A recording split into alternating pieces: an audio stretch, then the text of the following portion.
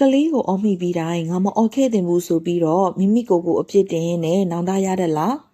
တကယ်တော့မိဘဆိုတာကဘာပေါ်မှာအခက်အခဲဆုံးအမှုပညာအလုပ်ကိုလုပ်နေရတဲ့လူသားတွေပါဒီနေ့မှာတော့ကျမတို့မေ့နေတတ်တဲ့ self healing ဆိုတဲ့အကြောင်းလေးကိုပြောပြချင်ပါတယ် self healing ဆိုတာက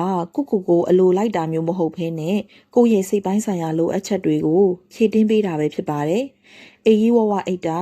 အာဟာရရှိအောင်စားတာကနေစပြီးကိုယ့်ရဲ့ငယ်ဘဝစိတ်တန်ရာတွေကိုပြန်လည်ကုစားတာအထိပါဝင်ပါတယ်။ဘာကြောင့် self healing ကိုလုပ်ရမလဲဆိုရင်တော့ပထမတစ်ချက်ပြန်လည်မျှဝေဖို့အတွက်ကိုယ့်ခွက်မှာရေမရှိပဲသူတစ်ပါးကိုရေတိုက်လို့မရပါဘူး။ကိုယ်စိတ်ကပင်ပန်းနေရင်ကလေးရဲ့အမှားသေးသေးလေးတွေကအစားဒေါသထက်စရာပဲဖြစ်နေမှာပါ။နောက်တစ်ချက်အနေနဲ့တန်တရားဖြတ်ဖို့မျိုးရိုးအလိုက်လက်ဆင့်ကမ်းလာတဲ့အကျင့်ဆိုးတွေကိုကိုယ့်လက်ထက်မှာအဆုံးသတ်ပြီးကလေးကိုစိတ်တန်ရာကင်းတဲ့ကလေးဘဝကိုလက်ဆောင်ပေးနိုင်ဖို့ပါ။ဒါဆိုရင် self healing ကိုဘယ်လိုစတင်လေ့ကျင့်ကြမလဲ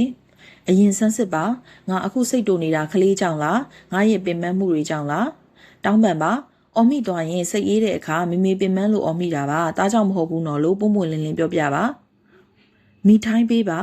တနေ့ကို10မိနစ်လောက်ပဲဖြစ်ဖြစ်တရားထိုင်တာဒါမှမဟုတ်ကော်ဖီအေးဆေးဆေးတောက်တာမျိုးလုပ်ပေးပါတတိပြုရမှာကကျမတို့ဟာကောင်းမွန်တဲ့မိဘဖြစ်ဖို့ကြိုးစားနေတဲ့လူသားတွေပါပဲ